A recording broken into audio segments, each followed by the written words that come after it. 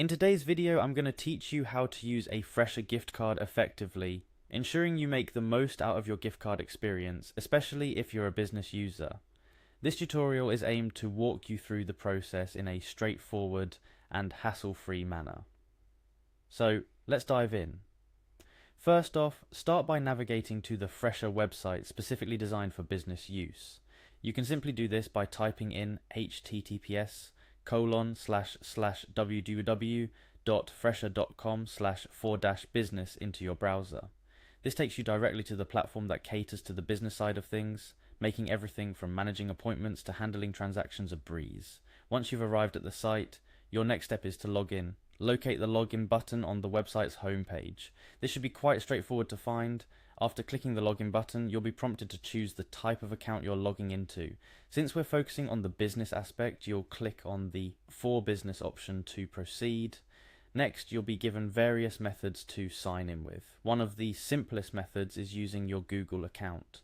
Click on Sign In using Google and choose the Google account you wish to use for this purpose. This method is quite convenient as it negates the need to remember another set of login credentials, making the sign-in process smoother and quicker. After successfully logging in, you'll need to access your calendar. This is where all your appointments are organized and can be viewed. You can go directly to your calendar by using a specific link, but typically you'll find it easily accessible from your dashboard or the main navigation bar on Fresha's platform. Now let's talk about handling an appointment. Suppose you have an upcoming appointment or you're managing customer appointments. You'll click on the relevant appointment in your calendar. This action will provide you with the details of the appointment and various options you can take next. One of these options is checkout. When you click on checkout, you're moving forward to process the transaction for the service you've provided. This might include adding any additional services or products the customer availed during their appointment. Once you're in the checkout process, you'll see an option that reads Continue to Payment. Clicking on this moves you to the next phase where you choose how the payment for the services will be made. It's here that the gift card comes into play. Select the gift card option as your payment method. This is crucial because it allows you to utilize the gift card value for the transaction. Now you will need to enter the unique gift card code provided. This code is what links the gift card to its value and is essential for the transaction to proceed. After entering the gift card code, your next step is to find the gift card by clicking on Find. This process verifies the gift card code, checks its balance, and applies it to the current transaction. And that's essentially it.